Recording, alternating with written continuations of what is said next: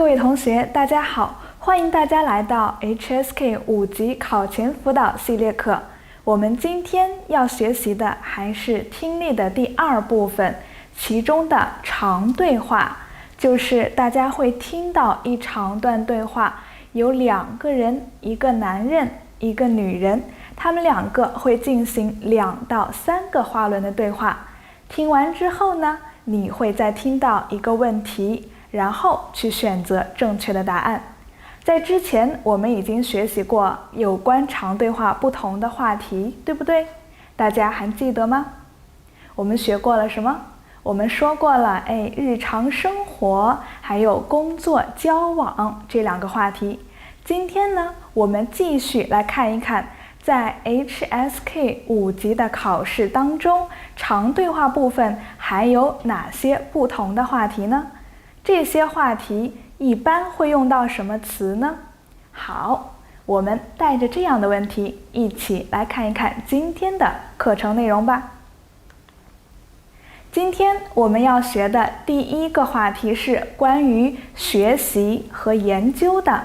說到考試，當然離不開學習了，所以在大家的考試內容當中，也有一個部分是直接對你的學習研究方面的詞彙進行一個考核。在聽力當中，你會聽到相關的話題，而在學習研究的話題當中，我們會用到哪些詞彙呢？比如說，一起來看一看這些關鍵詞。說到了學習，說到了研究，大家來中國留學，大部分都是讀的什麼？參加的是 HSK 考試，所以大家應該大部分都是成人，肯定都是大學生或者是工作的。如果你是留學生的話，你會做什麼？你在中國讀不同的專業，你會要寫論文，你會要看文章，看不同的文章，對不對？說到了論文，寫論文當然要有什麼樣的規定呢？要有字數的規定，一篇論文最少要寫多少字，對不對？所以在整個對話當中，你們還有可能聽到的是在討論一篇論文或者文章的字數。除了字數，你在寫論文的時候還需要做什麼工作呢？對，我們還要查資料。當然，除了寫論文，大家在學習和準備考試的時候，同樣也會需要各種各樣的學習資料，對不對？所以資料也有可能是你聽到的內容。再看第2行，說到寫論文，說到看文章，會有什麼？最先看到的是題目，對吧？通過題目，我們可以大致猜一猜這篇文章或者你的論文要寫的主題是什麼。如果你寫的是議論文，或者你在閱讀當中碰到的是議論文，你還會找到論點，也就是你最主要你要說的論點是什麼，你要討論的觀點是什麼。要說你的論點呢，你當然缺不了的還有什麼呢？你要讓這個點站住，也就是你要讓別人相信你，你要說服別人，說你的論點是正確的。我們還需要論據，議論文就是要有理有據的去支撐你的論點。好，我們再來看第3行，有的同學可能會遇到，畢業的時候我還需要發表文章，对不對？發表文章，文章要發表，你當然離不開前前後後要看很多次，對不對呀？看的時候有問題，有不合適的地方，你需要做什麼？當然是要改一改，那就是修改。還有呢，再看2個詞，概括。如果大家繼續參加 HSK 6級的考試的話，你會遇到寫作題目當中需要你去概括一篇文章的大意，這個就是概括。給你一篇長長的文章，你把主要的內容告訴別人，這個就是概括。除了概括，有的時候啊，可能字數寫得太多，內容寫得太多，你就要讓它變得少一點。這個時候，我們說是在縮減你文章的內容，或者縮減你文章的字數。好，已經看了多少個詞了呢？我們已經看了12個詞了。再看一看，還有4個不一樣的。除了寫論文，我們剛剛討論的呀，都是和論文有關的。除了論文，還有什麼呢？來學習。說到學習，說到研究嘛，當然離不開你來中國是做什麼？是留學，上的是大學。這是關於學習方面的。有的人說，我上完大學，我對中國文化，我對漢語非常感興趣，或者說我對我的專業特別有興趣，我還想繼續讀書，對不對？大學畢業了，繼續讀書，那就是研究生。研究生結束了，還想繼續讀，就到了博士。所以最後是留學，留的是什麼？是大學生，之後是研究生，最後是博士。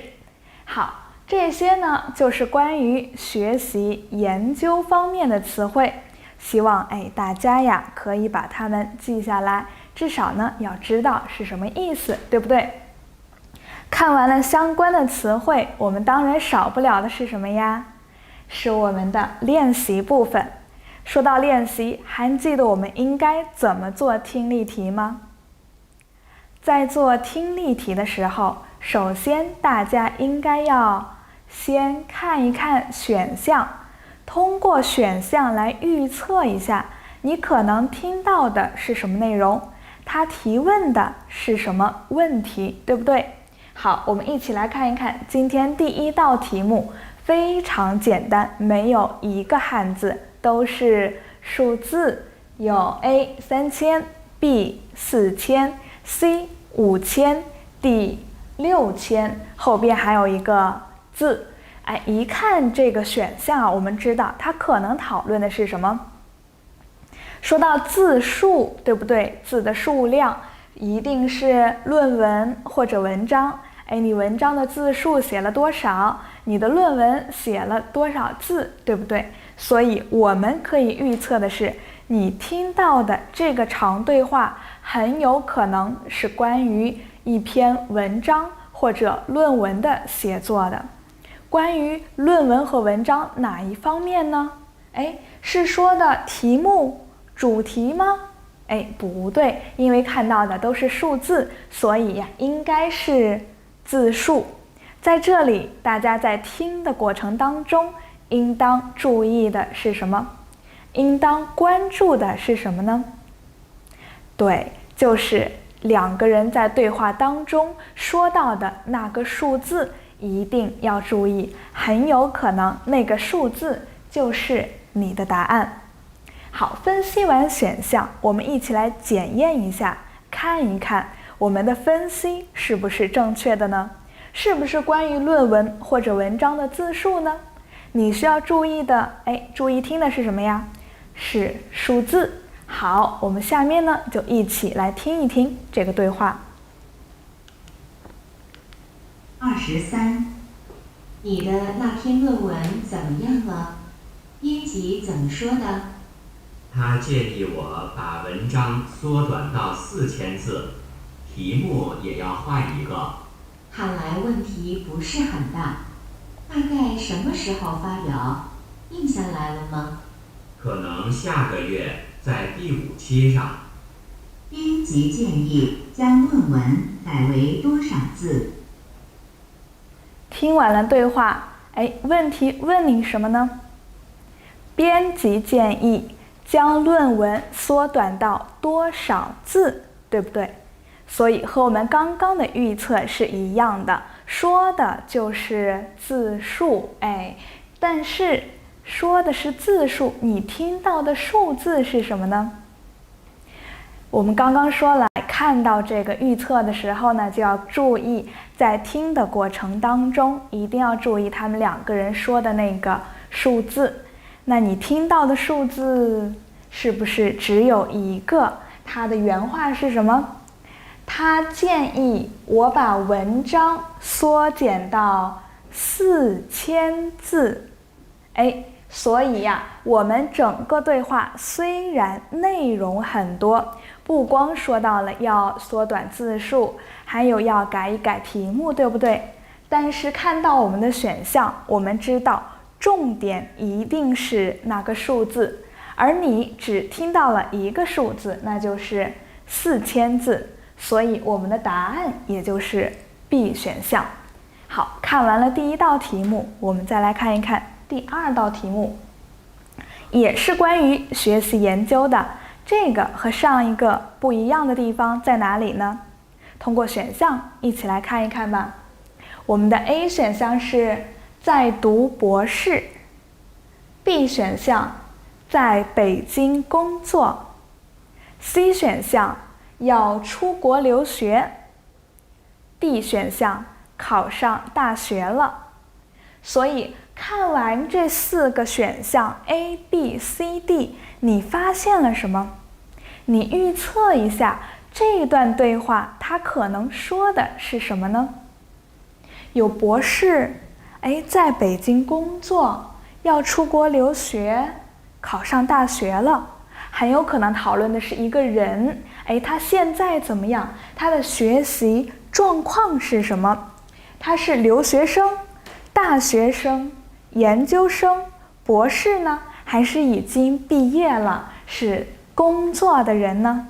所以呀，在這段對話當中，請你想一想，聽這段對話，你最主要、最需要關注的是什麼？对，說的呀，就是看誰說到了跟學習、學歷有關的，跟他目前的學習狀況有關、狀態有關的表達。也就是說，你要關注一下，你聽到的是高中、大學、研究生、博士還是工作？你聽到什麼就要選什麼，對不對？所以我們下面一起來聽一聽，看一看老師的預測是不是真的準確呢？現在開始第21題。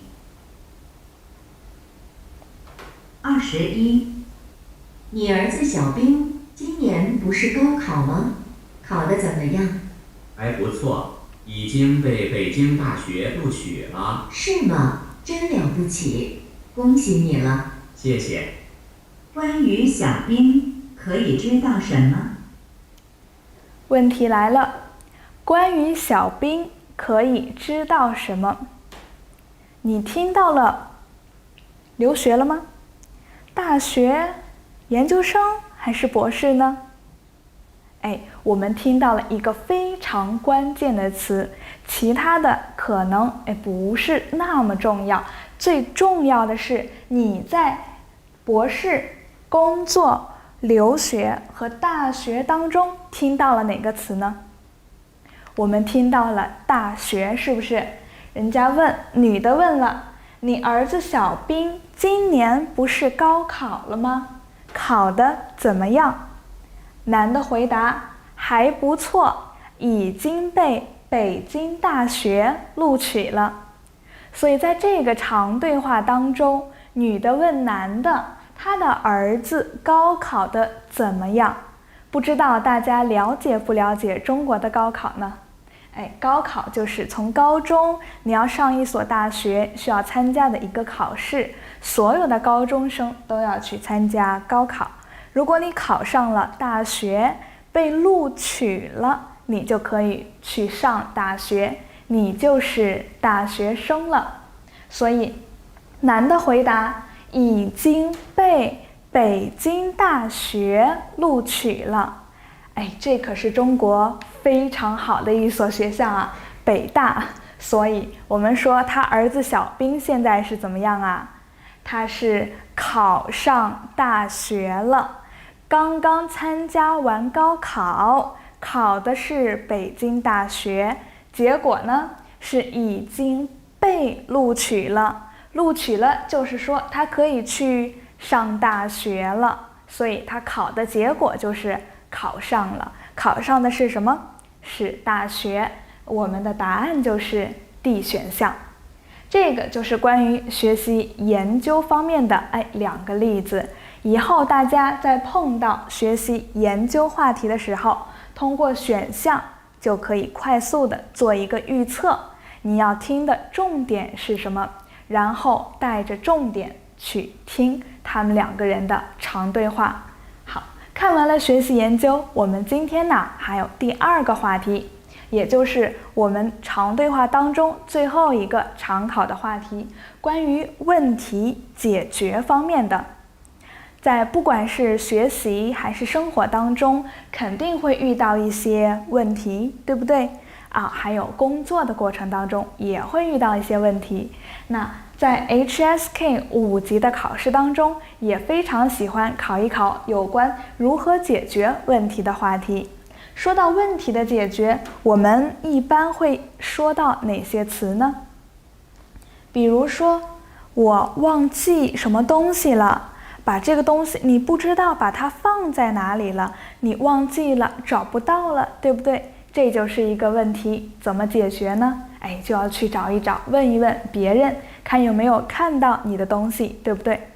第2個就是經常有人坐出租車的時候，一不小心就把東西落在出租車上了，沒有把它帶回來，你把它放在出租車上了，你下車了，它還在車上呢。這個情況就是說把東西落在那兒了。還有時候丟了，對不對？一不小心不知道放在哪裡了，怎麼都找不到了，好像呀是把它丟了。丟了最好要找一找，找不到，真的就沒有辦法了，是嗎？好，這個呢是關於一些物品方面的，你隨身的一些物品，比如說手機，工作的時候，工作的文件，學習時候學習的資料，學習的書本，都有可能忘記放在哪裡了，落在某個地方了，把它弄丟了，你就需要去找一找。再看第2行。說到平時這個我們在生活當中有時候會遇到的一個問題是什麼？人人都離不了的是手機，每個月都會月初的時候扣錢，對不對啊？你忘記交話費了，很有可能就欠費了，費用不夠了，也就被評級了，這個是欠費。有時候呢，還會有買到一些有質量問題的商品，尤其是食品，可能已經過期了。告訴你，最佳的使用日期，也就是你應該在9月30號之前吃掉它。但是，你一看買到的時候，你是10月1號買的，但它的保質期是9月30號。這個時候就說明你的東西呀，你的這個食品過期了，有質量問題。那有了問題，有的人就要去退貨了，對不對？你問他買到的東西是有問題的，要退給他，退錢，這個是退貨。或者說有一些損失需要他賠償，賠你錢，或者說通過其他的方式補償你。最後呢，我們都希望我們買的東西是有一個非常好的售後服務，不管你遇到了什麼問題，都可以幫你解決掉。這個就是售後服務。這些呢是有關平常學習、工作或者生活當中可能會遇到的一些問題的相關詞彙，希望大家也可以了解一下。看完了我們的詞彙，又到了什麼時間了？我們的練習時間。好，一起來看一看。當你看到這4個選項的時候，應該注意的是什麼呢？話題是問題解決，很可能問的是遇到了什麼問題，但更多的會問你什麼？怎麼去解決這個問題？也就是說，你一定要注意，一個人提出了一個問題，第二個人很有可能給他一些建議，告訴他怎麼去解決這個問題。所以在聽的時候一定要注意的是，哪個人說了一個建議，這個建議很有可能是問題類話題考點的答案。好，我們一起來看第一道練習。 A. 公司 B. 家裡 C. 出租車上 D. 公共汽車上。 A, B, C, D 4個選項，是關於什麼的？都是4個不同的地方，對不對呀？有公司、家裡、出租車，還有公共汽車。很有可能預測一下會是什麼情況呢？很有可能是有一個東西找不到了，你不知道把它落在哪兒了，你忘記把它放在哪兒了，是不是啊？很有可能是在公司，有可能是在家裡，也有可能是落在出租车或者公共汽車上了。所以看到這4個選項，我們就知道接下来你要聽的內容，要關注的重點就是很有可能就是說這個東西在哪兒，所以地點的詞彙一定要多加注意。好，分析完我們的選項，一起來聽一聽我們的錄音，看一看是不是和我們預測的一樣呢？23，喂，你幫我看一下，我昨天帶回家的那份文件是不是在桌子上？我看一下，在。怎麼了？太好了，剛才嚇死我了，我以為把它丟在出租車上了。你能不能小心點要我幫你送過去嗎？不用了，我中午回去取吧。那份文件現在在哪兒？問題是，那份文件現在在哪兒？這道題還是有一點難度的。告訴老師，你聽到了幾個地方呢？有帶回家，對不對？桌子上，但是我們的選項裡沒有桌子，所以第一個地點是家裡。第二個呢，這個女的後來又說嚇死我了，我以為把它落在出租車上了，是不是？所以你一共是聽到了2個地點，但是我們的答案只有1個，所以在這個時候你需要判斷，到底這份文件是在家裡還是在出租車上。細節問題一定要注意。我們剛剛說預測很有可能是某個東西在哪兒，所以當你聽到第一個聽到這麼一句話，你幫我看一下，我昨天帶回家的那份文件是不是在桌子上？這個是女的問男的，他們2個在打電話，喂，對不对？所以這個女的問男的，文件是不是在桌子上？桌子在哪兒呢？桌子在家裡，因為是他帶回家的文件嘛。男的怎麼回答？我看一下，在。怎麼了？所以男的給了女的一個肯定的回答。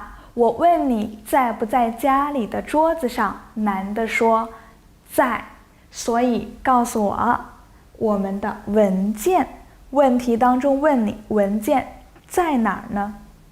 文件應該是在 B 選項家裡，只是後來女的又說了嚇死我了，我以為落在出租車上了。這個就是一個迷惑的選項了，很有可能這是一個坑，有一些同學一開始沒有仔細聽就掉到坑裡了。所以也不能完全的說你听到什麼就選什麼，也是要有判斷的，要認真去聽，聽到的之後在2個選項當中一定要去選擇那個正確的選項。好，這個呢是關於問題方面的第1道練習。我們接着再往下看。再看一看 A、B、C、D 4個選項。這一次呀，先給大家10秒鐘的時間，快速的看完選項之後，自己來預測一下，可能聽到的內容是什麼？可能聽到的問題是什麼呢？